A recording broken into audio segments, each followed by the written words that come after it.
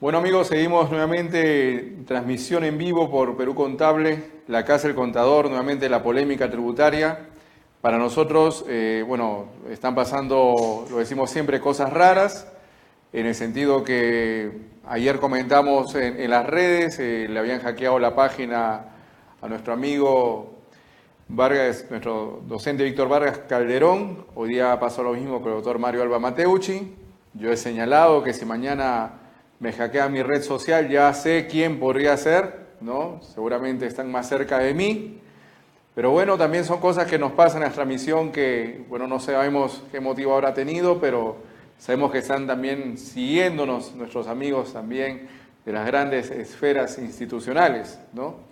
Pero bueno, seguimos entonces, señores, disfrutando de nuestro primer aniversario de la polémica tributaria con Carrillo y como bloque especial analizar esos 4 puntos que son materia de debate. Ya hemos analizado un poco el primer punto, ¿no? ¿Qué labor es más importante, si la del contador o la del abogado para efectos de la tributación en sí? Hemos dicho, desde el Perú Contable hemos concluido que las dos son igualmente importantes. No podemos hablar tampoco, sería absurdo, hablar de jerarquía entre las profesiones. Cada profesión tiene su debida, digamos, performance, su debida proyección y sobre todo nos ha costado también a nosotros, desde el momento que decidimos escoger una profesión, desenvolvernos en el ámbito tributario y siempre el mensaje para todos va a ser buscar ser el mejor dentro de las posibilidades que nos dé la vida y sobre todo compartir lo que tenemos para que ese conocimiento se difunda con un ánimo estrictamente académico, profesional y no con un ánimo de generar falsas expectativas o generar políticas o campañas políticas como está sucediendo lamentablemente en los últimos días. Desde Perú Contable entonces abrimos el debate.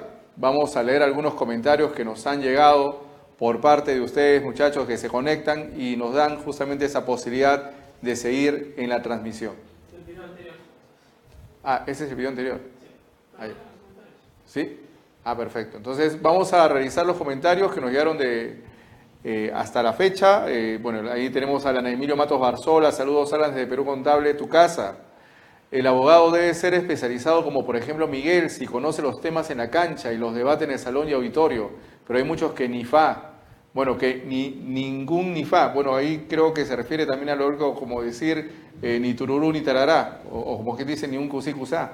Pero claro, Alan, compartimos tu postura. Te agradezco la deferencia. Siempre con Alan nos mandamos piropos tributarios y legales, ¿no? Definitivamente conocemos tiempo con Alan. Hemos tenido la oportunidad de trabajar en las entidades que nos han puesto justamente como 2 delanteros netos, ¿no? Y ahora en Perú Contable, pues la oportunidad de trabajar también como delanteros de punta. Exacto, un abogado sin conocimiento, también nos dice Alan Barzola, de contabilidad es como poner a Raymond Manco en el Manchester United, lo botan en una por no estar preparado, ya que no es suficiente las fibras o guachitas. Bueno, muy cierto, ¿no? Sobre todo ahora que estamos hablando del fútbol, ¿no? Tuve oportunidad de ver en la tarde el partido, no sé si lo vieron, del Barcelona con el Chelsea, un partidazo, ¿no? Y claro, tiene razón Alan, ¿no? Es más, yo creo que en el caso de Raymond habría que ponerlo de repente para hacer el conteo de las botellas de agua, a ver si alguien se robó alguna bebida alcohólica.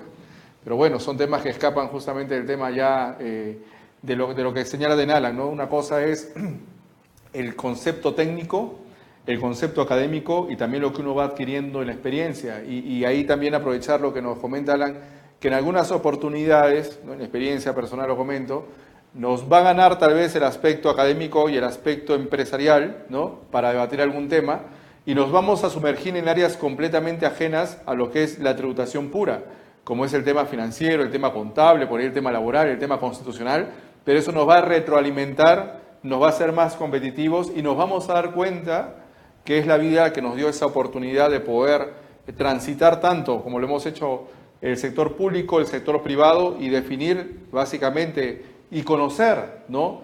Aspectos de profesiones que seguramente en el tema contable muchos dirán, pero bueno, la contabilidad, pero es la declaración jurada, el registro, pero no solamente es eso, sino es el control de las operaciones y los riesgos desde que incluso se realiza la operación de compra hasta que finalmente el bien sale enajenado. Claro que podemos hablar de aspectos jurídicos como lo que son los contratos de compraventa, pero sin el debido soporte de las cuentas contables, los registros y la documentación sustentatoria, pues no podríamos nosotros como sustentar o como defender que la operación es real. Entonces, se complementan de esa manera y nos permiten también a nosotros definir y establecer la complementariedad de las profesiones, tanto del contador, del abogado, del administrador, el ingeniero y todas las que están involucradas en temas tributarios y que a la luz nos permiten a nosotros identificar hasta qué punto podemos ver tal controversia y sabes qué, este tema con toda sinceridad no lo puedo analizar porque es un tema muy técnico, muy específico. ¿Qué hacemos nosotros, por ejemplo?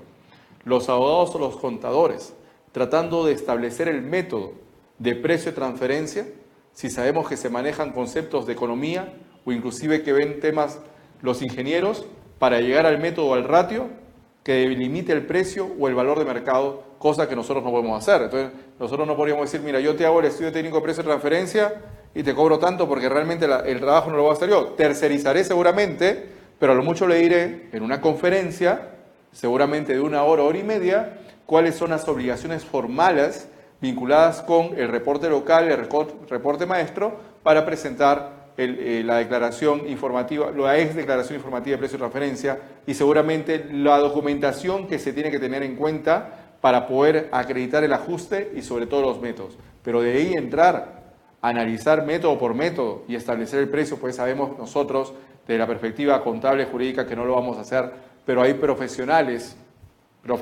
que están abocados a ese tema y por eso no vamos a decir que la labor del economista es mejor que el abogado o el abogado mejor que el economista. Creo que como un tema de polémica, seguramente se ha generado este concepto en las redes, en algunos portales, consideramos a veces por falta de experiencia o por vender un producto que finalmente no va a servir para lo que es compartir conocimientos y complementar los mismos en un eventual litigio. Ahí también tenemos a Gilson Noel, creo que ahí estamos con la transmisión ya en vivo, desde Requena, Loreto, muy pronto también en Loreto, Perú Contable, llegando a nivel nacional, cada vez más cerca del Perú. Bueno, ahí tenemos unos mensajes subliminales que nos llegan siempre, ¿no? Hay que trabajar juntos, unidos por el país. Yo creo que realmente ya parecíamos políticos y compartimos estos mensajes, ¿no? Henry Chami también se nos une, Carlos Díaz, saludos de Huacho, estuvimos en Huacho, Carlos, el año pasado, espero que regresemos este año también por allá, nos atendieron muy bien y siempre la deferencia es a la gente de Huacho. Sin anestesia, profesor. Bueno, muy cierto, ¿no? A veces la anestesia tiene un efecto temporal, pero después el dolor es insuperable. ¿Desde y hasta qué punto cumple su papel el abogado del contador en temas tributarios? A varios le he preguntado y nadie me responde con seguridad, excepto una contadora. Opinó que en temas de procedimientos contenciosos sí o sí es el abogado, aunque no sea necesario la firma del abogado hasta el tribunal fiscal que debe asesorar. Bueno, Carlos, esa pregunta inclusive nos la hicieron hace poco, cuando tuvimos una entrevista aquí justamente antes de participar para Perú Contable, ¿no? Nos decían hasta qué punto la labor del abogado, del contador, se da en temas tributarios. Bueno, depende en realidad de la oportunidad en la cual el caso te llegue. Si a mí el caso, por ejemplo, me llegase cuando ya estamos en etapa de apelación, yo lo que voy a hacer es reforzar lo que la empresa ya defendió en etapa de fisca y mayormente el que defendió en fisca no fue el abogado, sino el contador, porque es el contador el que preparó la documentación sustentatoria, los reportes para analizar el correcto arrastre del saldo a favor, incluso el inventario inicial y final para lo que vendría a ser el CAR de las operaciones, y para nosotros es importante, ¿no?, establecer que no hay un límite en la actuación. El contador también, lo hemos dicho varias veces. Hay casos en los cuales, lo comento como experiencia, nosotros hemos elaborado, por ejemplo, escritos de reclamación y apelación. Justamente hoy día nos llegó una resolución, hemos ganado un caso contra la administración muy interesante, ¿no?, en el cual prácticamente se discuten aspectos a veces de interpretación de la norma o aspectos en los cuales ya el Tribunal Fiscal tiene una postura. Pero si nosotros nos apartáramos de la documentación contable o sustentatoria que se nos presente, incluso porque se puede actuar pruebas en la etapa de reclamación y apelación, y son pruebas que no necesariamente van a ser jurídicas. O sea, si hablamos de pruebas, hablamos también de sustentos contables, que aunado todo va a permitir descartar o desvirtuar el reparo si es que SUNAT aplicó indebidamente la norma o el sustento del fiscalizador no fue realmente técnico o no estuvo correctamente motivado. Pero si me ponen a definir si hay un límite en la intervención del abogado del contador, yo creo que no hay límite. Yo creo que mucho va a depender de la oportunidad en la que el contador participe. Tú has comentado, Carlos, algo muy interesante. En el caso del contencioso tributario, la contadora te ha dicho que, bueno, es el abogado. Bueno, pero ¿por qué el abogado? Si finalmente igual se va a mantener alguna comunicación con la empresa para saber cuáles fueron los sustentos contables que se presentó. Y lo hemos dicho muchas veces. El contencioso tributario es un procedimiento importante, pero más importante que el contencioso es lo que se analizó en la fiscalización. Y en la fiscalización la labor importante, incluso más que la del abogado, fue la del contador al preparar los sustentos correspondientes vinculados con los registros, vinculados con la documentación sustentatoria, y el abogado también ha tenido una participación complementando lo que se vio en Fisca, pero también previa si es que el abogado hizo un adecuado planeamiento tributario para la empresa. Pero si esto origina tal vez algún tipo de duda o algún tipo de cuestionamiento a que el abogado, por ejemplo, aparece cuando ya hay que firmar, como pasó el año pasado, ¿no? O el año pasado, cuando hay que firmar el escrito, o que el contador es más importante porque él te levanta los reparos, pues eso es completamente falso, ¿no? Inclusive hay casos que ni el contador ni el abogado van a definir qué caso se gane, porque a veces se gana el caso por un error de SUNAT, o incluso de la municipalidad, o por un criterio distinto del tribunal. Entonces yo que fuera el abogado, digo, bueno, mi argumento fue A, SUNAT dijo B, el tribunal fiscal por C me dio la razón a mí. Y ese argumento C es un argumento contable. Entonces, no podríamos decir nosotros, oiga, ¿sabe que en el contencioso tributario la labor del contador no es importante porque para eso participó en la fiscal? Nosotros consideramos que sería absurdo hacer esa distinción porque para nosotros ambas son importantes, pero es un tema también de oportunidad. Porque pasa muchas veces que el contador que esté en la empresa dice, ojalá que si la empresa la fiscalicen yo ya no esté. Ojalá que cuando toca la empresa que sea fiscalizada, por lo menos la deuda haya prescrito. Pero también pasa que el abogado dice, ojalá que cuando la empresa sea fiscalizada no se encuentre ningún reparo, o en todo caso si se encuentra algo que no haya sido algún tipo de orientación que yo haya dado, sino que haya sido un error propio de la empresa. Porque nosotros estamos acostumbrados en este país, y lo decimos claramente, lo hemos dicho varias veces en los programas que transmitimos en Perú Contable, en echarnos la culpa de todo, o sea, echar la culpa al que está al costado. Oiga, que el contador afrontó la fiscalización, le va a echar la culpa al asistente contable, el asistente le echa la culpa al practicante, el practicante le echa la culpa al destino porque no sabe a quién va a echarle la culpa. El abogado también, oye, pero es un tema que el contador debió sostener. O sea, y en realidad nosotros hemos visto que no se trata de echar la culpa al del costado, sino buscar una solución. Si el problema está, ¿qué nos queda hacer? Lo que estamos perdiendo es tiempo, porque el tiempo nos va a jugar nos va a pasar la factura cuando nos vence el plazo para presentar los escritos, cuando no hayamos podido consolidar la documentación para presentar en la fisca o incluso en los contenciosos, no solamente el contencioso, sino en el no contencioso o incluso en la etapa de cobranza coactiva, ¿no? Muy interesante el comentario de Carlos, te agradezco para poder hacer más polémica sobre el tema, ¿no?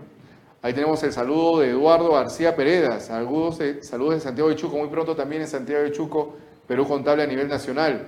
Judith Trauco, es el abogado y el contador. Cuando hay plazos lógicos, primero es que el requerimiento de este punto tiene 7 días. Si eso no es conforme, 3 días hábiles coactivo con embargo. Ahí va el abogado, tiene que responder en 20 días hábiles al tribunal fiscal. En resumen, ¿qué punto es tanto importante? Porque ahora SUNAT aprieta más, pero sin embargo te orientan primero. Las NIF dentro del todo es importante. Gracias. Saludos, Judith. Siempre Judith Trauco Marín. Muy importante tu comentario porque, claro, o sea, nosotros nos basamos en los plazos, nos basamos también en la interpretación, pero consideramos también que mucha de la documentación que vamos a presentar, al tener un sustento contable, necesitamos complementarlo con el apoyo y el respaldo también de los amigos contadores. Por eso evidencia que no hay una jerarquía de una rama a otra, sino más bien una relación de ponderación de complementariedad, ¿no? En el caso de Freddy Wilner Machaca, Calizaya, si no me equivoco, creo que está sobre el final. Buenos aportes, saludos desde Puno, soy estudiante aún y qué mejor enriquecerse con esos temas. Freddy Machaca, la verdad que tu comentario nos queda a pelo, porque nosotros lo que proponemos en Perú Contable es no solamente compartir conocimientos, sino aprender de las experiencias que ustedes también nos transmitan. Definitivamente, para nosotros la labor académica, la labor empresarial, la asesoría al empresario, al formal o incluso al informal, resulta importante, sobre todo cuando vemos que la administración pues no ha logrado, ¿no?, ese acercamiento con la población como se buscó en el 2016, una SUNAT más amigable, y ayer salió en gestión que el 51% de la población considera que la gestión de SUNAT es mala. Y yo creo que parte de eso se debe a que lamentablemente las formalidades están haciendo que el empresario considere que el costo de la formalidad es muy alto y se incline incluso por regresar a la informalidad. Algo que consideramos nosotros SUNAT debe corregir desde las diversas instancias, sea a nivel de las cabezas, las áreas competentes, tanto de interpretación de las normas, las áreas resolutoras, las áreas de fiscalización y las áreas de gestión y planeamiento estratégico, que me parece que vistos en total ha reflejado lo que ha salido en la encuesta el día de ayer, justamente martes 13, día que no resulta tampoco o algo terrorífico que ha salido este resultado, en el cual tanto SUNAT como la Contraloría son entidades que no han tenido una buena aprobación por parte de la población. Nos hacen un comentario también Joel Lizarbe, Tolentino, saludos de Huancayo, la incontrastable. Estuvimos ahí justo hace algunos días, la verdad que el clima muy interesante, la comida también, cada vez que estamos en Huancayo nos sentimos como en casa, y pronto también Perú Contable estará en Huancayo con todo el staff.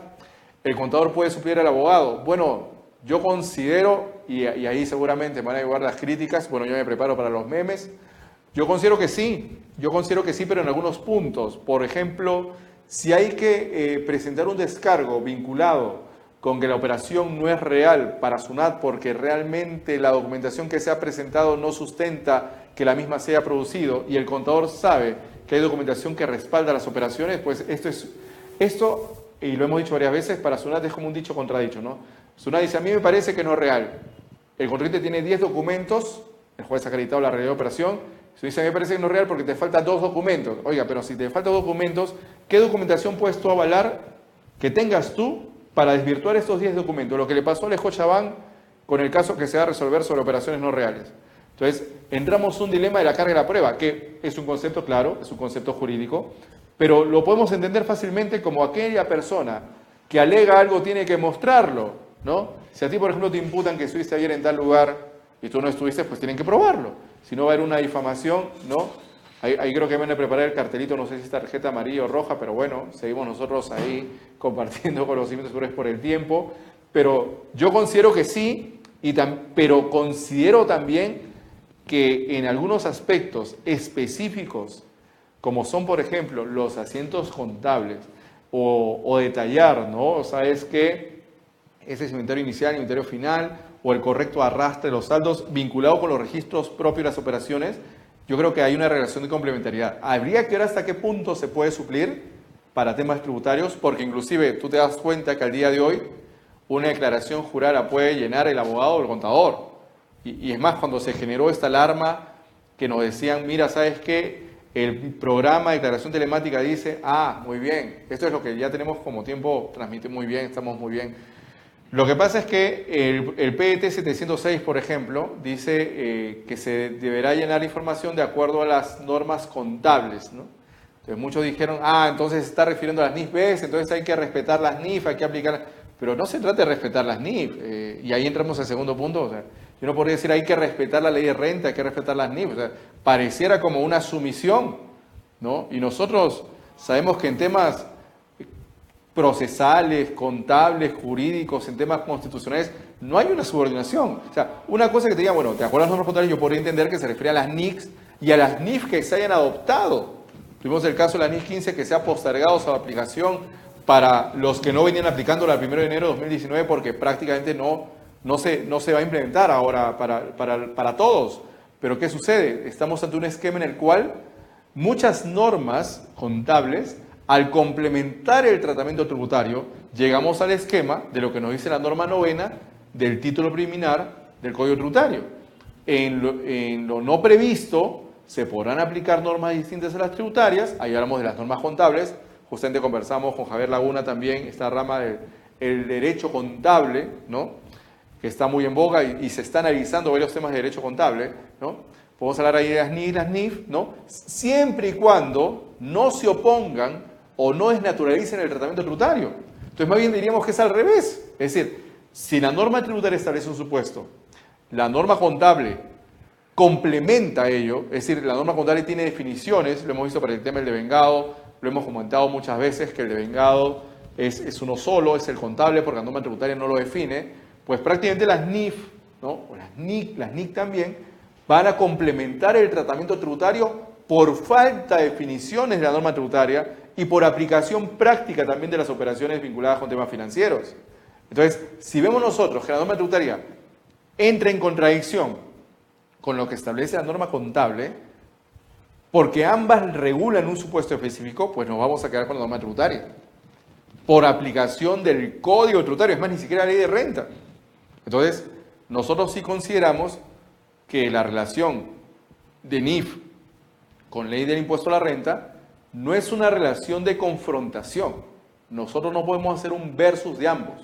No podemos establecer un litigio entre ambas. Nosotros tenemos que ver hasta qué punto la norma tributaria no ha previsto algún supuesto específico que nos remita a la norma contable y así la norma contable tenga un tratamiento más específico o directamente dirigido a ciertas operaciones, por el caso de las NIF, por ejemplo, empresas que cotizan en bolsa o que no cotizan en bolsa, vamos a ver cómo se da esa relación, ¿no? Pero de ahí establecer una ponderación que una está por encima de la otra, yo creo que no lo podemos hacer. Yo creo que lo que debemos identificar es cómo a poco se van implementando estas normas contables y cómo se van complementando con el tema tributario. Hasta hace poco se discutía incluso si las NIF podrían ser fuentes del derecho, en tanto la norma establece, en lo que vendría a ser el Código Tributario, las fuentes del derecho a las normas, ¿no? Las normas, y claro, si hablamos de normas, las normas internacionales, ¿no? También son normas que son de aplicación, tal vez para efectos meramente contables, pero complementadas al tema tributario. Yo creo que el tema tributario al día de hoy, y ahí tenemos algunos comentarios, ¿no? Nos permite ya concluir dos aspectos. Primero, que no hay una jerarquía para lo que es impuesto a la renta, IGB, código, incluso aplicación de conceptos jurídicos o contables entre el contador y el abogado, ni mucho menos el administrador. Yo creo que cada profesión tiene su labor, su importancia, y sería absurdo establecer algún tipo de confrontación. Y en el segundo punto, las NIF, para nosotros, complementan lo que establece renta, y la relación de complementariedad pasa porque la norma de renta no tiene definiciones, y al no tener definiciones, prácticamente la norma tributaria va a complementar ese tratamiento, no bajo un esquema de respeto de uno a otro, sino más bien de cubrir esos vacíos o esas lagunas del derecho que se pueden cubrir con normas distintas incluso a las jurídicas y aplicar normas contables. Desde el punto de vista técnico, consideramos sí que lamentablemente se ha generado la idea de una confrontación, o que yo porque sé, por ejemplo, tema legal y manejo mejor el tema tributario que tú, o porque tú manejas NIF. Yo creo que eso ya quedó en la escuela, quedó en el colegio, y para nosotros que estamos en una postura completamente objetiva, imparcial, y para generar polémica y debate, consideramos que sería innecesario establecer ese tipo de tratamientos o ese tipo de análisis, ¿no? Ahí tenemos algunos comentarios. Exacto, profesor, ¿desde qué punto hasta qué punto? Allí la duda. Bueno, sí, Carlos, siempre va a ser esa la duda, pero creo que esa duda la vamos a tener que analizar cuando se nos presente el caso concreto y seguramente la empresa nos diga, bueno, ¿sabes qué? Esto quiero que veas tú y esto quiero que vea el área legal, pero coordinen ustedes para evitar contingencias tributarias con SUNAT, sabiendo que SUNAT lo primero que observa en las empresas es la falta de fehaciiencia. SUNAT al día de hoy está cuestionando fehaciiencia porque se está diciendo, a mí me parece que la operación no es real. A mí me parece que no has podido vender tal cantidad de bienes. A mí me parece que has debido hacer tal operación. A mí me parece que debiste tener más documentación. ¿Y la documentación que tienes tú para demostrar que la operación es real, cuál es? ¿No?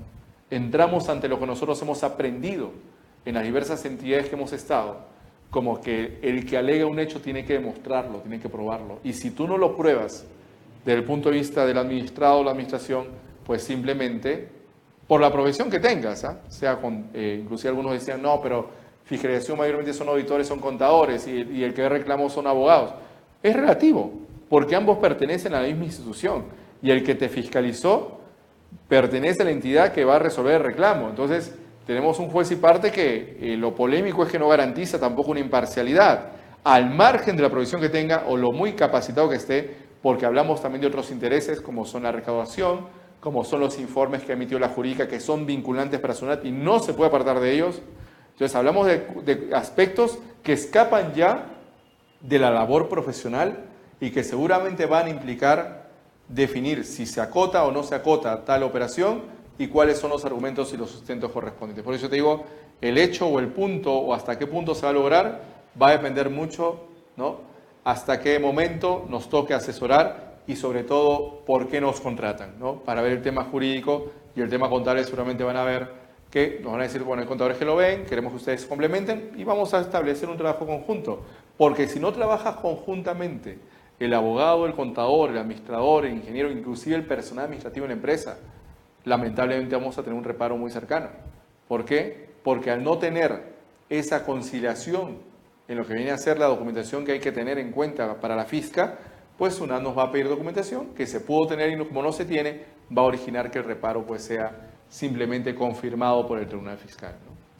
Ahí tenemos también saludos de Ronald H. Buenas tardes, en lo que me concierna es que SUNAT no ve las pérdidas en la empresa, todo lo ve ganancia, no considera que a veces hay pérdidas. Bueno, muy cierto Ronald, ¿no? Yo creo que eso habla de lo que vimos en la encuesta de Pulso ayer, que prácticamente la población en general considera el 50 y tantos %, una encuesta que ha arrojado que prácticamente la gestión de SUNAT es mala y no ha habido ese acercamiento ni siquiera por la reforma o la supuesta reforma que se hizo hasta casi un año y medio, ¿no? Lo que pasó en el 2016 sentimos que no ha tenido una incidencia positiva y que más bien ha generado que muchos sectores que se les quiso incluir al MIPE, pues regresen a la informalidad al desaparecer la categoría 3, 4 y 5. Y yo creo que lo que tú dices es algo muy cierto, ¿no? SUNAT no considera el caso de las pérdidas, sin ir muy lejos, incluso el legislador tampoco lo hace, cuando te graba los ingresos que obtengas del exterior, pero las pérdidas que tengas fuera no las puedes traer acá al Perú para determinar tu impuesto a la renta, algo que resulta completamente desigual, porque si el ingreso de Perú y de afuera tributa como renta de fuente extranjera, ¿por qué no puedo traer la pérdida del exterior? O sea, ¿cuál es la razón técnica para impedir ello si finalmente estoy trayendo el ingreso afuera? Entonces, si no voy a traer la pérdida afuera, tampoco traigo el ingreso afuera. Imagínate, ahí sí hablamos de un esquema de igualdad. Pero lamentablemente, mientras que la legislación nacional, hablemos de la ley de renta, hablemos del código tributario, hablemos de normas complementarias como son resoluciones de superintendencia que se han emitido, no establejan un tratamiento equitativo, vamos a tener estas críticas que en muchos casos nosotros consideramos que son justificadas y que evidencian que hay un desorden actualmente por parte de la administración. Ahí tenemos también el saludo de Carlos Díaz. Las NIF reflejan fielmente la situación financiera y su rendimiento de la empresa. Las normas tributarias tratan la deducibilidad del gasto y la afectación de los ingresos para determinar el impuesto a la renta. Las normas tributarias no tienen por objetivo reflejar la situación financiera de los contribuyentes, sino el de recaudar, incluyendo los impuestos indirectos donde haya responsables solidarios. Bueno, algo muy cierto que nos dice Carlos, la finalidad de las NIF justamente es verificar la situación financiera y el tratamiento que va a tener la empresa vinculada justamente con las cuentas contables que tenga en sí. Pero en el tema tributario es una afectación distinta porque prácticamente vemos de que se cobran tributos por evidenciarse una manifestación de riqueza.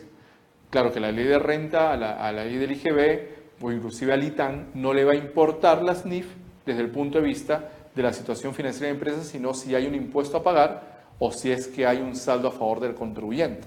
Pero en esa relación de complementariedad sí va a ser importante cómo se concilian, sobre todo cuando hay conceptos que la norma en renta no ha definido y que va a remitirse necesariamente a la norma contable.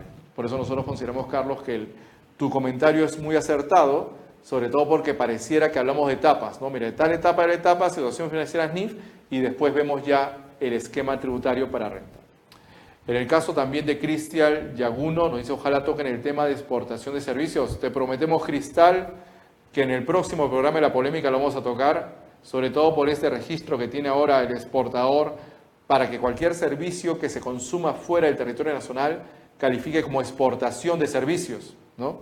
Ahí creo que podemos ir bajando. Milena Rojas, ¿no? Está con Irene Díaz, Yasmín Ramírez, pónganse a ver esto, Nacas. Bueno, siempre el saludo es afectuoso a las chicas, no sé si tengan esa condición, pero desde Perú Contable nuestro saludo para ustedes, con toda confianza, creo que es un término colombiano, pero en fin. A ver, César Vaca Díaz, excelente por compartir tus conocimientos. César, al contrario, nosotros le agradecemos a usted la sintonía porque gracias a ustedes seguimos nosotros en el aire. Joel Lizarbe Tolentino, saludos de Huancayo, el contador, bueno, esto ya lo vimos también.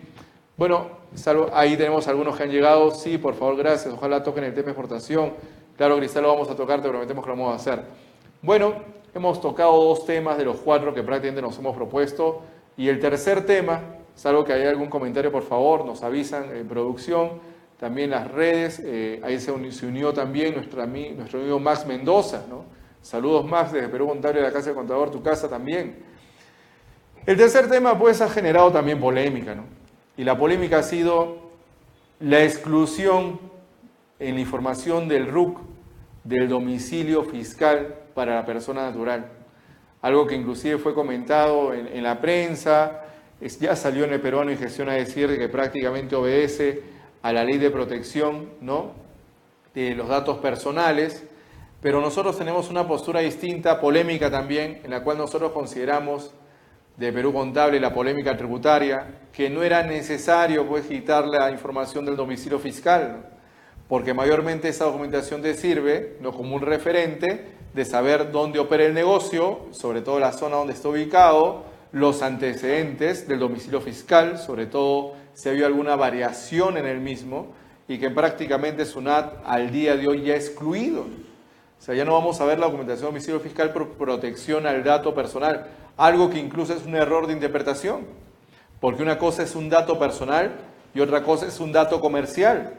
Y si la persona ha consignado un domicilio fiscal distinto a su domicilio habitual, pues queda claro que es una información comercial, que ya no estaría dentro del ámbito de protección de esta norma que salió hace ya casi más de 7 años, que establece esta protección a la información personal. Entonces, nosotros más bien consideramos que no ha sido acertada la medida, porque así como se va a eliminar la información del domicilio fiscal, nada obsta también a decir, bueno, entonces la información de la deuda que tenga la persona en coactiva o las infracciones tributarias, como también está protegida por la información personal, mejor lo sacamos y no nos da una referencia para hacer negocios que está transparentes la otra empresa o la persona con negocio, o simplemente si conviene realizar operaciones con ellos, ¿no?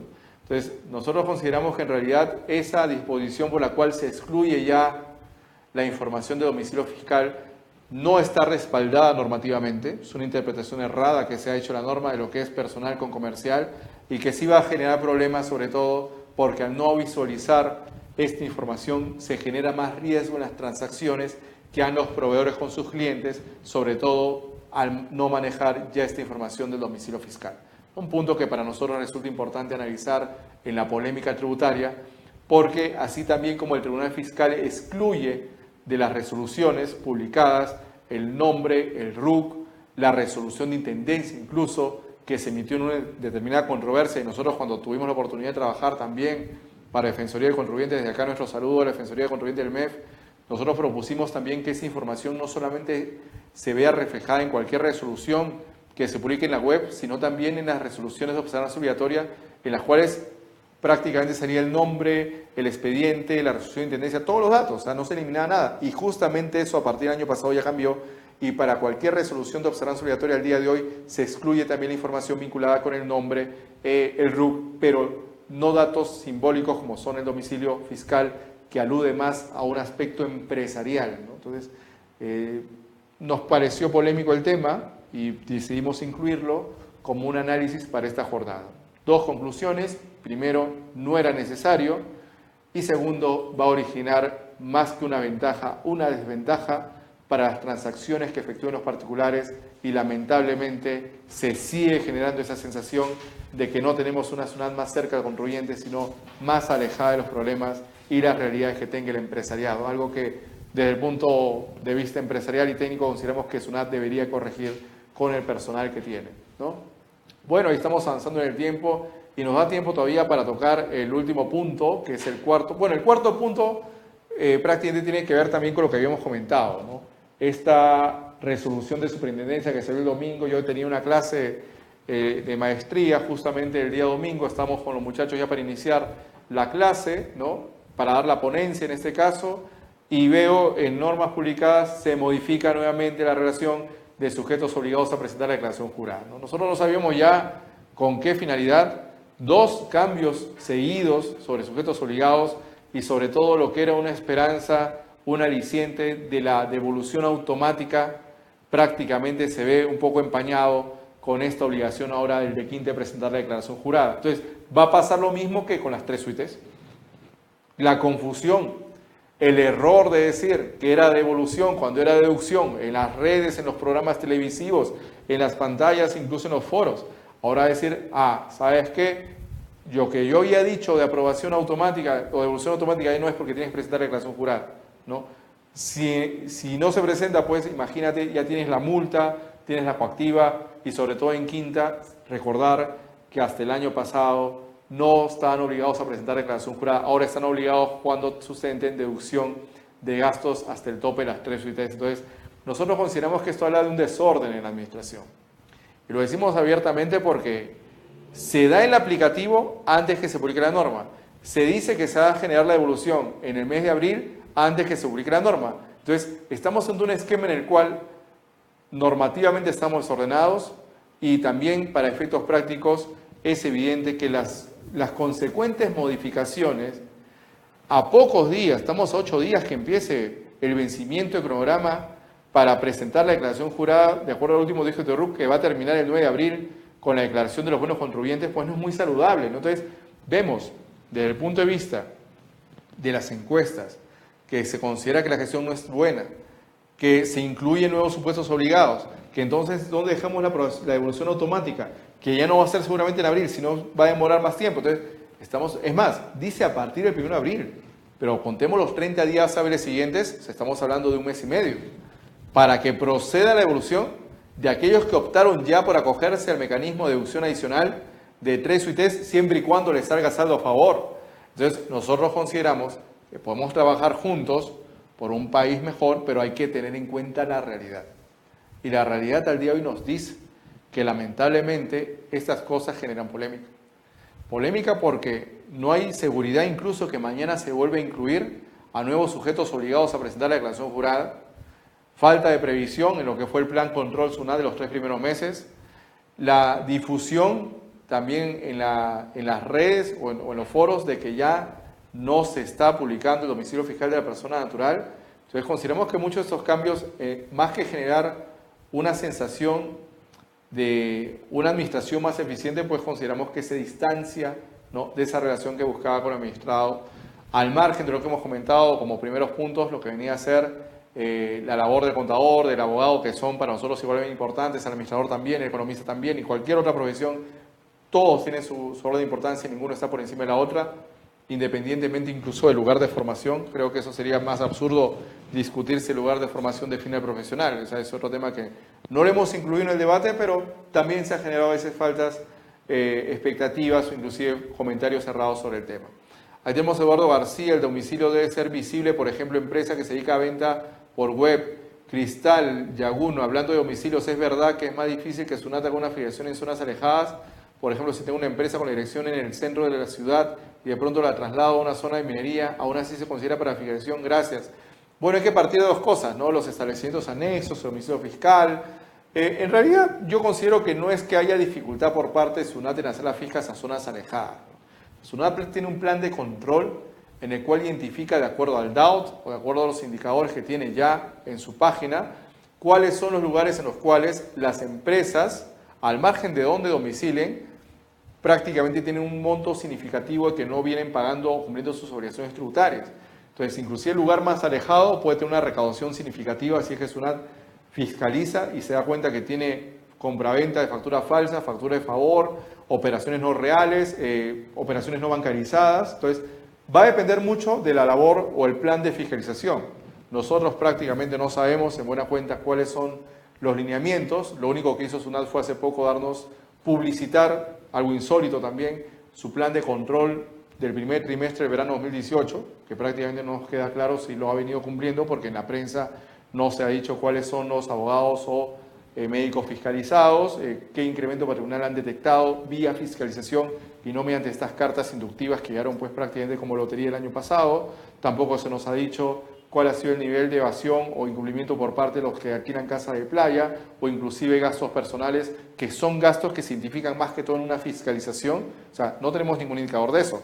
Y sobre el esquema que comentamos la semana pasada de detracciones, se ha verificado que hay incumplimiento, se ha incrementado el incumplimiento y prácticamente lo comentaba el doctor Arias Minaya, que compartimos su publicación también, pues nunca los mecanismos indirectos de recaudación ni las multas o sanciones han generado o han servido a un país para generar recaudación. Creo que Perú es uno de los pocos, o por no decir el único, ¿no?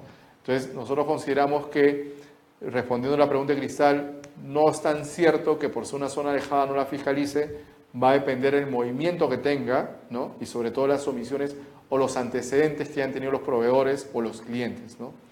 Ahí Eduardo nos hizo el comentario del domicilio, que debe ser visible, por ejemplo, la empresa. Claro, yo considero que sí. Consideramos que no se afectaba la vigencia o los lineamientos de la Ley de Protección de Datos Personales y consideramos que había un error de interpretación de considerar como personal algo que implica una información comercial. Por eso nosotros consideramos que en realidad el cambio no obedece a una razón técnica, jurídica o una razón que evidencie, ¿no?, una protección al dato personal cuando prácticamente la norma no lo establece así, ¿no? Y finalmente, el punto 4 que habíamos tocado, la declaración jurada, simplemente recordar que según la última resolución publicada el domingo ya tenemos los sujetos obligados. Esperemos que esto no cambie, si no, nuevamente habría más polémica. Creo que tendríamos ya el guión para el próximo programa, el miércoles, pero sabemos también que lamentablemente estamos ante un esquema en el cual, si esto continúa, si se sigue publicitando normas a pocos días de que venza la declaración jurada, si se excluye información importante del RUC por una errada interpretación, si se hace un esquema de comparación de profesiones o incluso de ponderación o supuesta ponderación de la LIF y renta, o se quiere confrontar ambas, pues no estamos creciendo. Estamos regresando a un esquema en el cual cuestionamos todo sin mayor sentido o buscamos, como en el caso de SUNAT, recaudar como sea, donde sea y lo que sea. Y creo que esa no es la postura de una administración que busca ser eficiente y que busca acercarse a la población. Creo que tenemos un último comentario, por favor, Cristal Yaguno, hablando de domicilios. Pero eso fue lo que nos dijo, ¿no? Lo de los domicilios. Muy buenas noches para Gabriela Soledad Fernández Belleza, ¿no? Nos acompaña la belleza en esta noche, por decirlo de una manera. Eduardo García Pereda también nos comentó lo de las NIF, también lo vimos. Saludos del puerto de Hilo, saludos también a la gente que nos sigue de Hilo. Y bueno, con esto yo creo que ya podríamos... y el último punto antes de irnos, por favor no nos saquen del aire, aunque ya imagino quién nos está sacando. Mañana de repente nos hackean la página. No sé si cada vez están más cerca de nosotros o nosotros más cerca de ellos, pero en fin. No tocar la tributación con temas políticos, señor. Yo creo que en realidad no le hace bien, ¿no?, a la gente, a los administrados, a los contribuyentes, pues, de un enfoque tributario con fines políticos, ¿no? Yo creo que nosotros, que desde Puro Contable no formamos parte, ¿no?, de ningún partido político, ni pensamos tocar temas tributarios con fines políticos, vamos a distorsionar la realidad. Creo que es muy importante también publicitarnos nosotros, compartir conocimientos, estar con ustedes que nos siguen cada miércoles a las 7, a veces hasta las 9, la vez pasada estuvimos hasta las 10 de la noche, pero creo que cuando la tributación se toca con fines políticos o de campañas ya para buscar ascender dentro de algún puesto, lamentablemente se pierde la objetividad. Y creo que eso es lo que nosotros queremos reforzar con ustedes, ser objetivos, sin ningún interés partidario, buscar siempre la verdad y sobre todo compartir conocimientos que generen polémica, debate, como ustedes nos hacen llegar, porque en el derecho y en el tema contable o en cualquier profesión no hay verdades absolutas, todo es debatible y qué mejor compartir y crecer juntos con estos comentarios que nos van llegando día a día, así como las críticas también, ¿ah? Hay críticas que algunos dicen, no, que la crítica tiene que ser solamente constructiva. Bueno, estamos acostumbrados a recibir críticas a veces destructivas, pero lo importante es que si hay algo que nos permita crecer por una crítica que tenga algún sentido, una razonabilidad, pues lo vamos a hacer. Pero si la crítica es simplemente, oye, no me parece, no me gusta, en realidad no estoy de acuerdo, pero no se justifican las razones, pues volvemos a un esquema de subjetividad y creo que lo subjetivo con lo objetivo tienen que ir ambos de la mano. No sé si nos llegó algún comentario más, creo que no. Ahí saludos, Rich. De Huaraz vamos a estar en Huaraz también. Si no me equivoco, el 15 de mayo vamos a estar por allá. Una jornada histórica por Perú Contable, la Casa del Contador. Con la gente de Ayacucho tenemos que estar. Y Manol, saludos de Perú Contable. Cristal Yaguno, muchas gracias a ti, Cristal, por el aporte. Si ustedes prácticamente no nos dieran esos comentarios, esos aportes, sería muy monótono el programa y hasta sería aburrido. Así que nos gusta que ustedes participen, que nos manden sus saludos, que nos critiquen, que nos alaben, que nos idolatren, lo que sea. Nosotros estamos para ustedes porque prácticamente la polémica tributaria se genera mientras hay un tema debatible, un tema que discutir y sobre todo para compartir con ustedes y ver si realmente lo que se está haciendo está bien o hay cosas que deberían mejorar. Desde nuestra Casa del Contador Perú Contable, agradecerles, muchachos, este 5º programa de aniversario, nuestro primer mes. Esperemos que vengan muchos más y seguramente con más polémica y con más temas picantes de la semana para poder compartir con ustedes. Por mi parte, un servidor, Miguel Carrillo, para poder agradecerles y despedirme en esta noche, desearles un buen fin de semana. Algunos empiezan desde hoy, ¿no? Así que nos vemos entonces el próximo miércoles y cualquier tema que tengan para de repente, como me dijeron, exportación de servicios, no nos dé el tiempo para ver detracciones, que era un tema que habíamos prometido la semana pasada.